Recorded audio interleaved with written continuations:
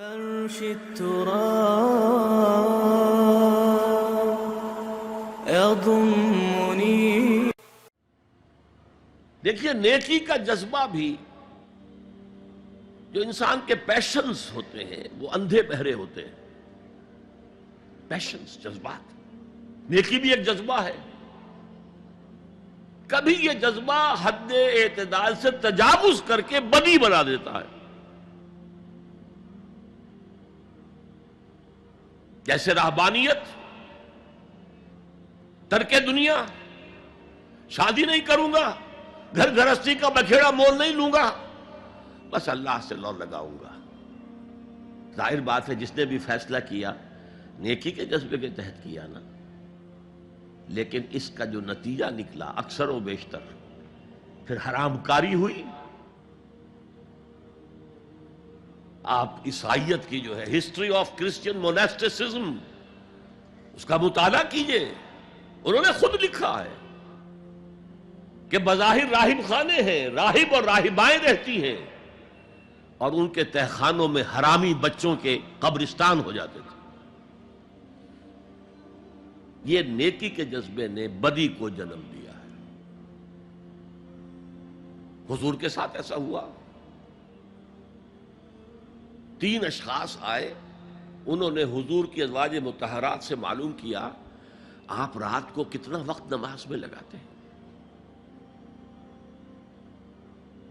آپ مہینے میں کتنے نفلی روزے رکھتے ہیں. اب جو کچھ انہیں بتایا گیا، حضور کی زندگی کھلی کتاب تھی، بتا دیا گیا اتنا عرصہ جو ہے آپ رات کو تہجد پڑھتے ہیں، بتا دیا گیا مہینے میں اتنے روزے رکھتے ہیں. انہوں نے اسے کم سمجھا، فتقالوہا، قلیل سمجھا کہ یہ تو زیادہ نہیں ہے. ہمارا تو خیال تھا کہ آپ ساری رات ہی کھڑے رہتے ہو.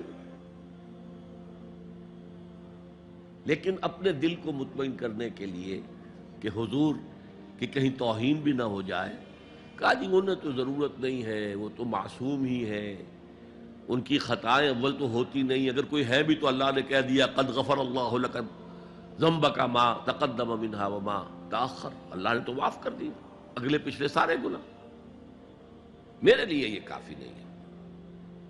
ایک نے کہا میں پوری رات عبادت کروں گا، اپنی کمر بستر سے نہیں لگاؤں.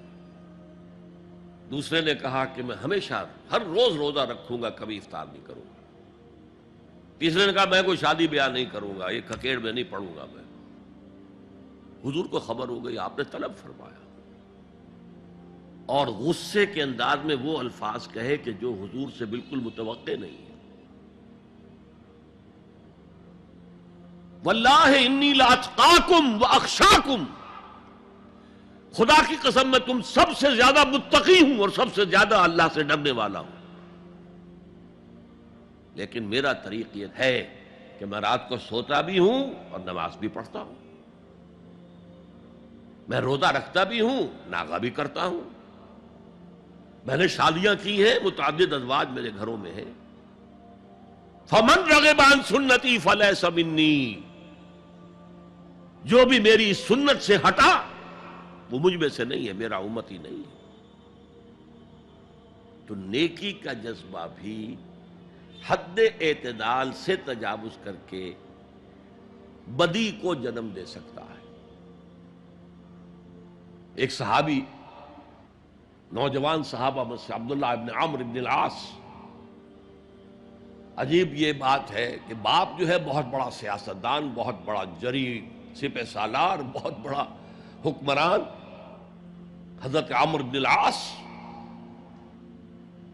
بیٹا نہایت زاہد و عابد، مرتاس، زاہد مرتاس، ساری رات کھڑے ہیں، بستر سے کمر ہی نہیں لگائی، ہر روز روزے سے ہیں. یہ خبر دی گئی حضور کو تو آپ نے طلب فرمایا یا عبداللہ اولم اخبر انک تقوم اللیل وتصوم النہار، اے عبداللہ مجھے یہ خبر نہیں دی گئی ہے، یعنی یہ بات جو ہے صحیح ہے کہ نہیں کہ تم ساری رات عبادت کرتے ہو، ہر روز روزہ رکھتے ہو؟ کیا کہہ سکتے تھے؟ بلا یا رسول اللہ، حضور ایسا تو ہے. فرمایا لا تفعل، ہرگز ایسا مت کرو. فَإِنَّ لِزَوْجِكَ عَلَيْكَ حَقًّا وَإِنَّ لِزَوْرِكَ عَلَيْكَ حَقًّا بل إِنَّ لِنَفْسِكَ عَلَيْكَ حَقًّا. تمہارے نفس کے بھی تم پر حقوق ہیں، تمہارے بیوی کے بھی تم پر حقوق ہیں.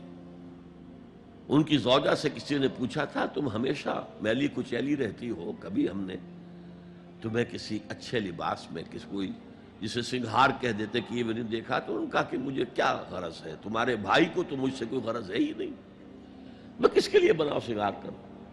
یہ بھی الفاظ آتے ہیں. فرمایا ہرگز مت کرو. میں تو کرتا ہوں، میں روزے بھی رکھتا ہوں لیکن نہیں بھی رکھتا، میں نماز پڑھتا ہوں لیکن سوتا بھی. میری بیویاں ہیں متعدد، تو میری سنت اگر تم نے چھوڑ دی تو تمہارا مجھ سے کوئی تعلق نہیں ہوگا.